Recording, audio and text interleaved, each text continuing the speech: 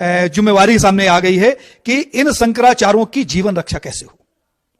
मुझे तो लगता है कि हमारे धर्माचार्यों और धर्माधिकारियों के सामने जीवन रक्षा का संकट सामने। जीवन का संकट आपको किससे लग रहा है? बिल्कुल भारत सरकार से मुझे जीवन का संकट लग रहा है, क्योंकि मोदी के खिलाफ बोलने वाला कोई भी व्यक्ति कभी सुरक्षित नहीं रहा।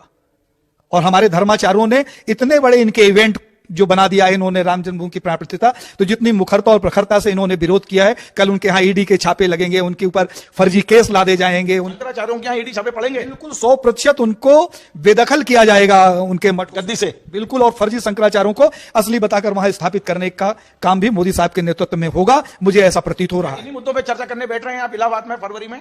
अभी तो हमारा जो ये तो मेरा चिंतन है कि इस चिंतन को भी हम वहां रखें, और जो अभी तात्कालिक चिंतन है वो तो ये है कि इतने हठधर्मी शासक के नेतृत्व में ये राष्ट्र और इसका धर्म कैसे बचे, इसका कोई रास्ता हमें खोजना है। आप नाम बताएंगे कौन कौन से शंकराचार्य वहां पहुंच रहे हैं? चारों मठ के शंकराचार्य आ रहे हैं, अब मुक्तेश्वरानंद जी आ रहे हैं, कांची पीठ वाले आ रहे हैं, द्वारका पीठ वाले आ रहे हैं, और गोवर्धन पीठ वाले शंकराचार्य से आपकी व्यक्तिगत बिल्कुल हमारी चर्चा लगातार हो रही है। सहमति मिल गई है? सहमति मिल गई। अभी मैं यहां से आज 12 तारीख है, 16 तारीख को मैं पूरी जा भी रहा हूं।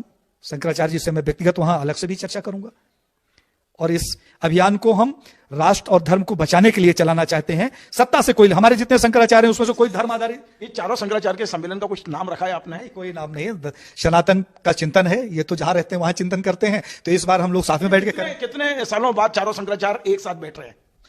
मुझे ये लगता है कि कभी चारों शंकराचार्यों को समझने का यत्न ही नहीं किया गया। चारों शंकराचार्य ने 4 पीठों पर बैठकर संपूर्ण भारत में धर्म की विजय के लिए, उसकी रक्षा के लिए यत्न किया, और पूरे विश्व में सनातन धर्म को फैलाने का काम किया। लेकिन कभी ऐसा यत्न नहीं किया गया कि चारों को किसी आयोजन में बैठाकर हम संवाद करें।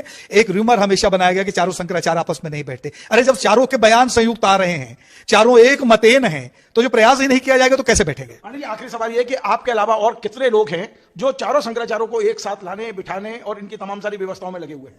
मैं तो देवेंद्र पांडे को जानता हूं कि उन्हें ज्यादा तकलीफ है, उनके मन में पीड़ा है, और उस पीड़ा के आधार पर हमने ये बीड़ा उठाया है। और मुझे ये लगता है कि संपूर्ण भारत